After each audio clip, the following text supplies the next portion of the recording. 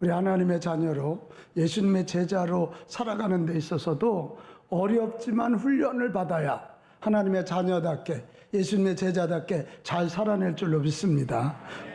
우리 옆 사람에게 인사합시다. 훈련 잘 받읍시다. 훈련 잘 받읍시다.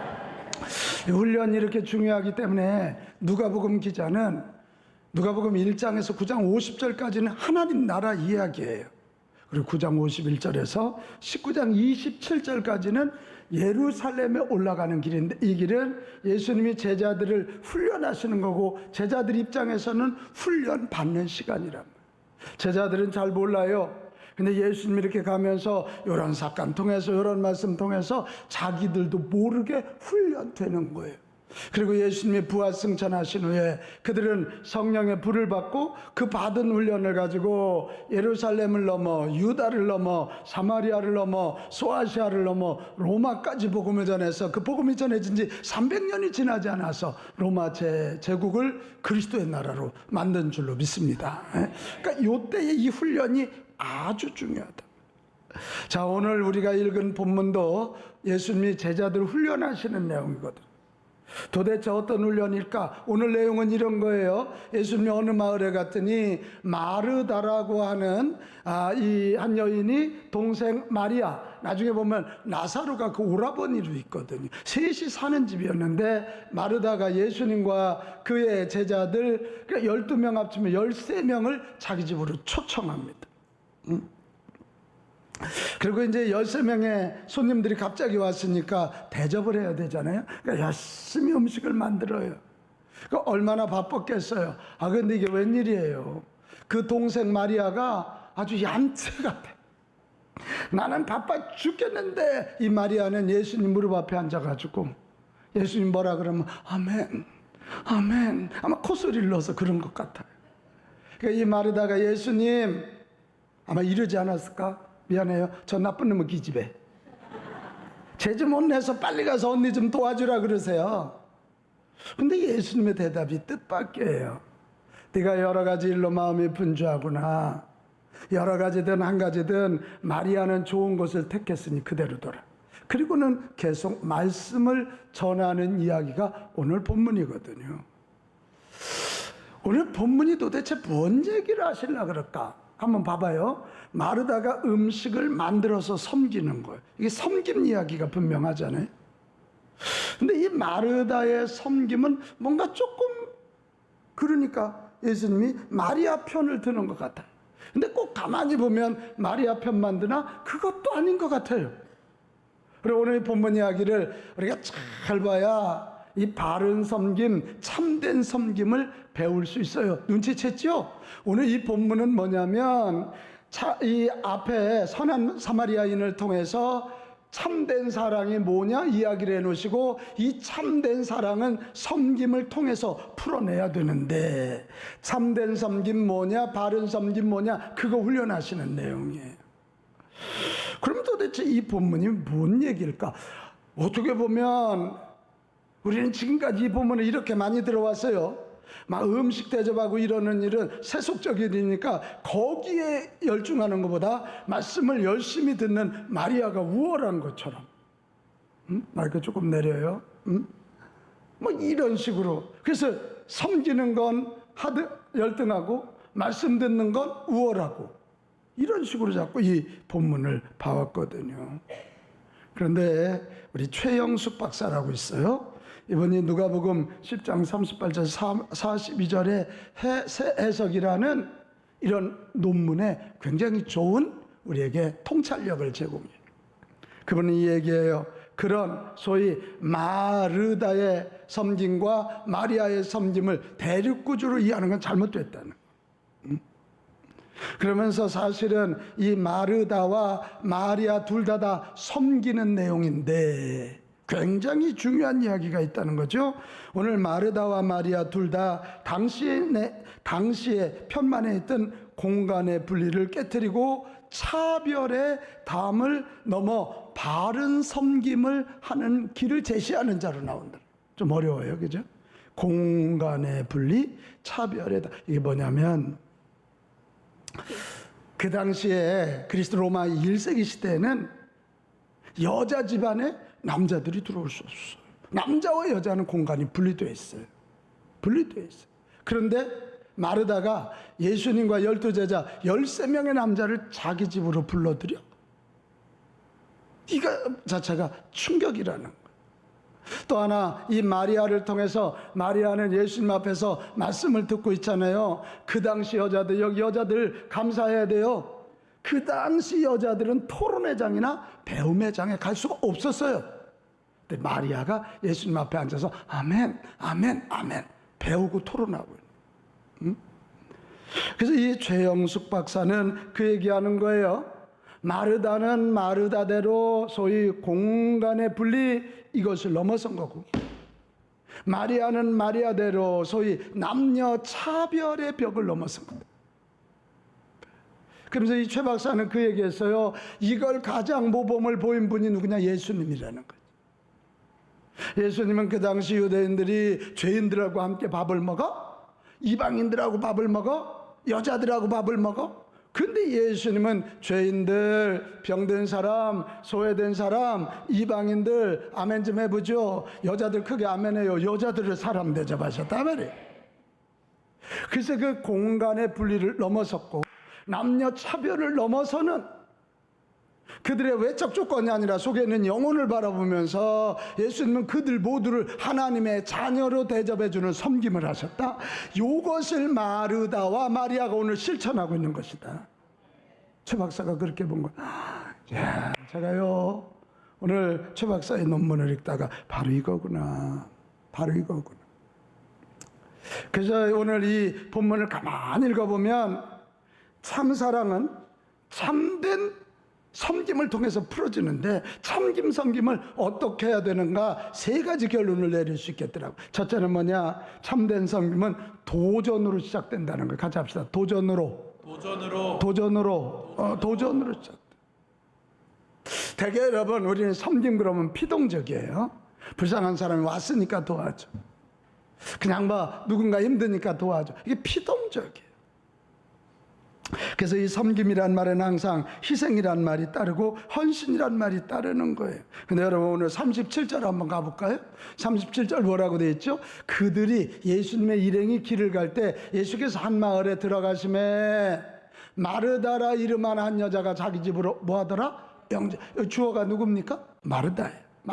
마르다가 예수님을 공간의 분리의 벽을 넘어서 예수님과 그 제자들, 남자들을 자기 집으로 초청하는 도전을 하고 있는 거예요.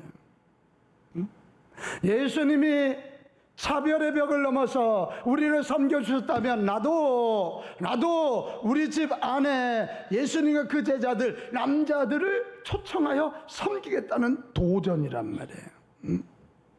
여러분, 바로 이겁니다. 바른 섬김을 하려거든 우리 한번 같이 합시다. 섬김은 도전입니다. 할렐루야. 네. 이런 생각으로 섬김을 대해야 돼. 내가 도전하는 거예요. 굉장히 능동적이죠. 내가 선택했어요. 적극적이죠. 내가 선택하는 미래적이에요. 섬김은 단순히 누군가 안 도와주면 안 되겠거니가 아니라 바른 일을 위하여, 하나님 나라 위하여 내가 선택하고 내가 능동적으로, 내가 적극적으로 하는 도전인 줄로 믿습니다. 그것이, 여러분 이 얘기 들어보셨죠?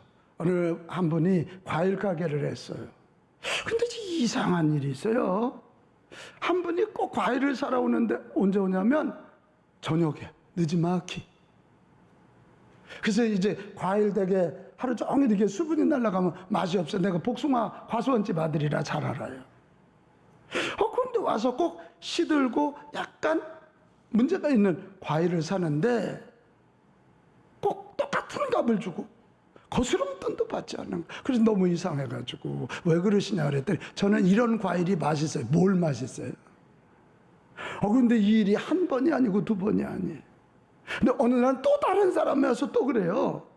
그래서 이 과일 가게 주인이 충격을 받은 거예요. 뭘까? 나중에 알고 보니까 어느 교회, 비가운 교회는 아니에요.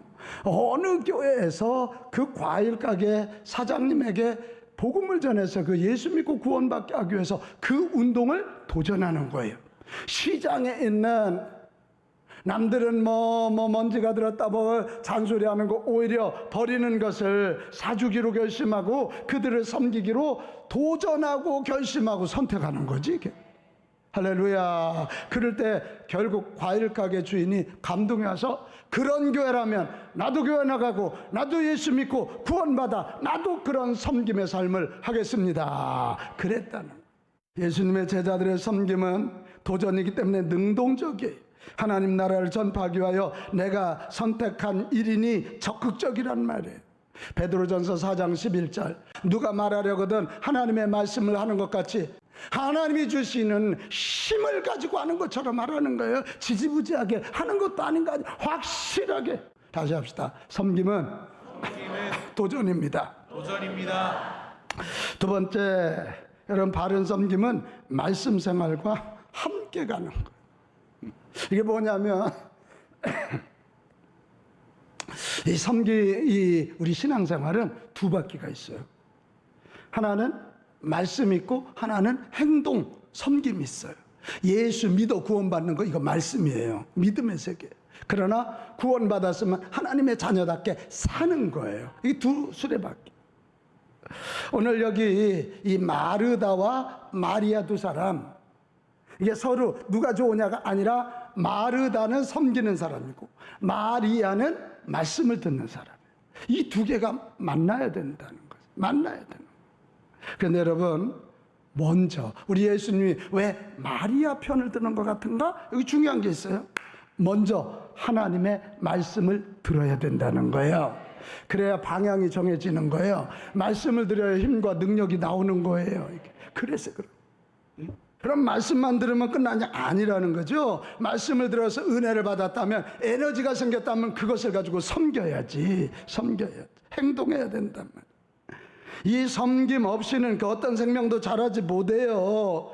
이 섬김 없이는 하나님 나라는 절대로 확장이 되지 않는 거예요.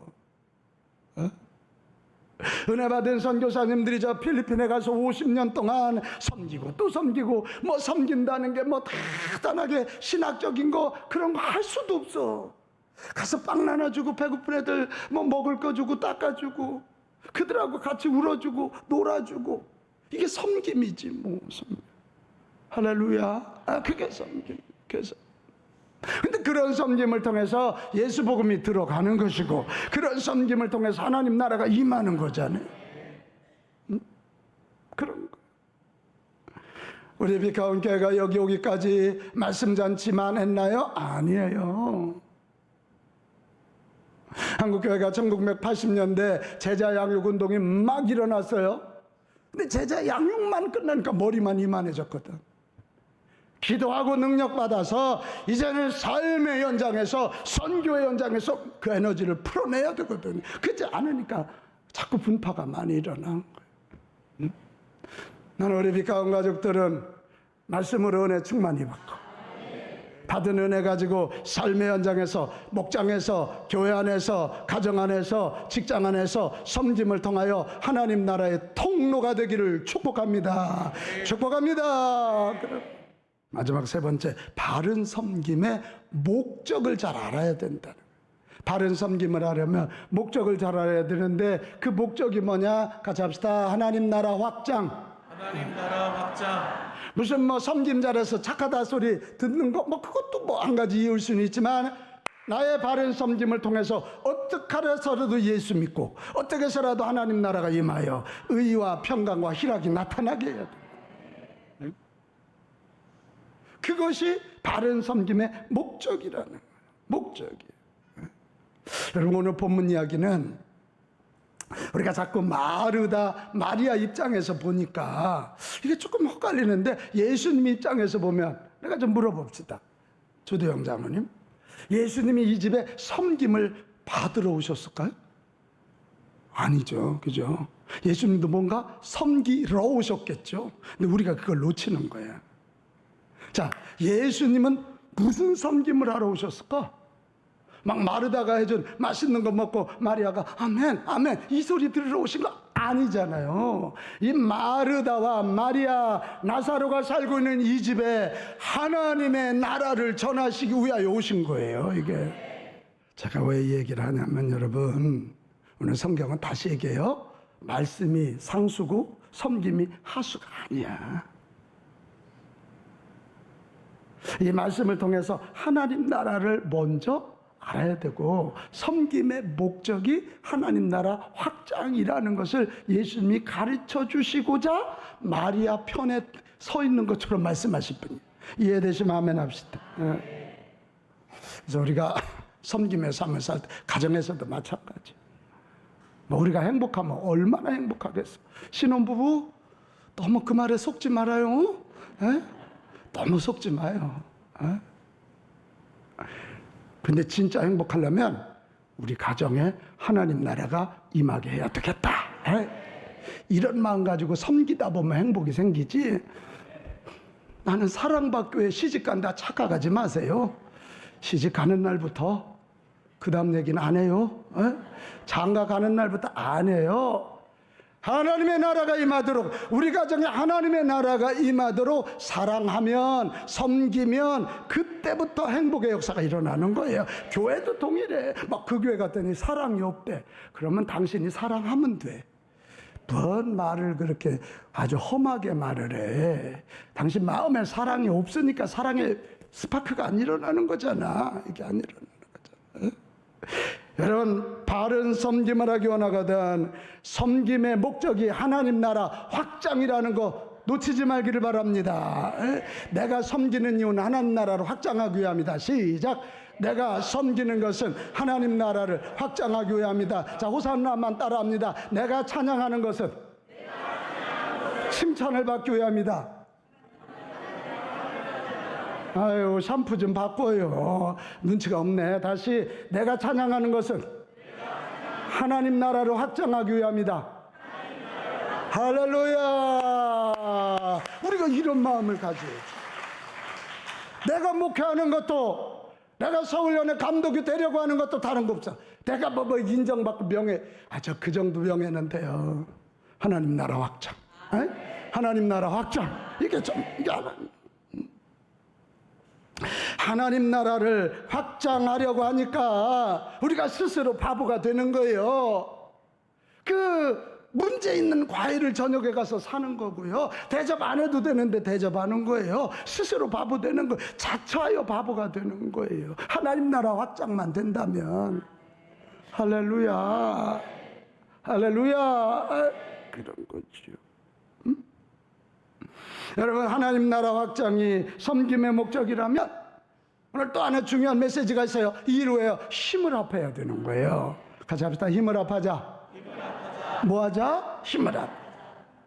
오늘 성경에도 보면 마르다와 마리아가 달라요. 마르다는 일중심적인 사람이에요. 일을 통해서 막. 근데 마리아는 관계 중심의 사람이에요. 사람 중심의 사람. 근데 여러분, 성경의 역사 보세요. 이 소위 초대교회에서 복음이 이 글로벌화할 때 중요한 사람이 바나바하고 바울이거든. 이 바나바는 매우 사람 중심적인 사람이고 바울은 서기론만큼 일중심적인 사람이에요. 1차 전도 여행을 하고 난 다음에 그 둘이 갈라집니다. 그 이유가 뭔지 압니까? 마가라는 사람 때문입니다. 마가가 1차 여행을 하면서 문제를 일으켰어요. 그러니까 2차 선교여행을 떠날 때 바울은 저런 놈은 데려가면 안 된다. 근데 바나바는 아니라고. 우리가 데려가서 사람 만들어야지. 그리고 둘이 심하게 다투었어요. 그리고 나눠집니다. 바나바가 마가를 데리고 갑니다. 그리고 바울은 실라를 데리고 떠나. 자, 여러분, 그러면 싸웠으니까 실패했습니까? 그렇지 않아. 사람 중심적인 바나바는 마가를 사람 만들어서 아멘할 준비 좀 해봐요. 마가복음이 나오잖아. 마가복음이. 할렐루야. 훗날 이 마가가 바울과 또 만나요. 바울은 일중심적이니까 소아시아의 복음을 전하고 저 마게도니아 빌립보의 복음을 전해서 로마 제국까지 세상에 거기 로마 황제에게까지도 예수 그리스도의 복음을 전해. 이 둘이 합쳐지니까 이 초대교회, 선교회, 세계화. 할렐루야. 할렐루야. 이런 일이 일어나는. 나는 여러분, 교회는 뭐 하는 데냐? 서로 힘을 합하는 데야. 항상 생명의 공동체인 가정도 힘을 합하는 것이고 교회도 생명의 공동체이기 때문에 힘을 합하는 거예요. 한 사람은 패, 둘이면 맞서. 그러나 세 겹질이면 끊어지지 않아. 나는 요즘 우리 사회가 너무 마음이 아파요. 너무 개인 인권 얘기하는 거예요. 학교 선생님이 수업 시간에 졸고 있는 애도 깨우지 못하는, 내가 주는 거 내 인권이, 이게 학교입니까? 교회에서도 성도들을 목회자가 양육하지 못한다면 이게 교회냐 말이에요. 아니잖아요. 개인 인격이 보호되기 위해서는 우리 공동체가 살아나야 되는 거예요. 바른 섬김이 있어야 된단 말이에요. 이렇게. 그래야 그 공동체가 생명의 역사가 일어나고 하나님 나라가 임하는 건, 우리 사회가 이렇게 가는 거예요. 그러니까 너무 부유하고 너무 많이 가졌는데도 너무 불행해. 힘을 합해. 그래서 되게 막 부자들 많고 똑똑한 사람 많은 교회들은 부흥 잘 덜해. 성계동이라고 기죽지 말라 그 얘기야. 내가 지금 하는 거. 기죽지 마. 하나님의 역사는 그렇지 않아. 협력하는 자가 이겨. 협력하는 자가 이긴다고. 사랑하는 여러분, 잘못된 사회 통념과 잘못된 구습을 깨고 하나님 나라가 확장되기 원하십니까? 그렇다면 말씀 듣고 전국 복음 듣고 적극적으로 섬김의 삶에 도전합시다. 그럴 때 주님은 우리의 섬김을 통해 일하실 것이고 큰 영광을 받으실 것이고, 우리는 이 땅에서 선한 영향력을 끼치며 하늘나라의 상급을 준비하는 자가 될 줄로 믿습니다. 여러분, 사람한테 칭찬받으면 얼마나 받을 거야? 우리의 상급은 하늘에 있다. 시작. 우리의 상급은 하늘에 있다. 아멘. 아멘. 우리의 상급은 하늘에 있어. 믿으시면 크게 아멘 합시다. 하늘에 있어. 우리가 하늘에 있고, 우리의 기쁨은 뭐냐? 나의 섬김을 통해 이 땅에 거룩하고 선한 영향력이 끼쳐진다면 상급은 하나님이 주실 거고, 그게 나의 기쁨일 뿐이야. 기쁨. 마틴 루터 킹 목사님 여러분 알죠? 노벨 평화상을 받은 미국에서 이 흑인들을 살려낸 위대한 인물이잖아요. 그분이 이런 유언을 했어요. 내가 이 세상을 아직 한다면 나는 당신들에게 다음과 같은 유언을 남기고 싶습니다. 거창한 장례식을 삼가해 주십시오. 그리고 긴 찬사도 삼가해 주십시오. 또 내가 노벨상 수상자라는 것도 말하지 말아 주십시오. 나의 학벌도 그것들은 그렇게 중요하지 않습니다. 내가 바라는 것은 마틴 루터 킹이 다른 사람을 위해 살다가 갔다고 말해주는 것입니다. 나는 가난한 사람에게 빵을 주기 위해, 헐벗은 사람에게 옷을 주기 위해 살다가 갔다고 말해주시오. 내 생애에서 감옥에 갇힌 사람들을 찾다가 갔다고 무사람을 섬기고 사랑하고 갔다고 말해주기를 나는 바랄 뿐입니다. 나의 상급은 하늘에 있습니다. 내게 상 주실 분은 하나님이십니다. 이 얘기지. 우리 가정에서부터 바른 섬김의 기회를 꼭 만들어 섬김에 도전이 있기를 축복합니다.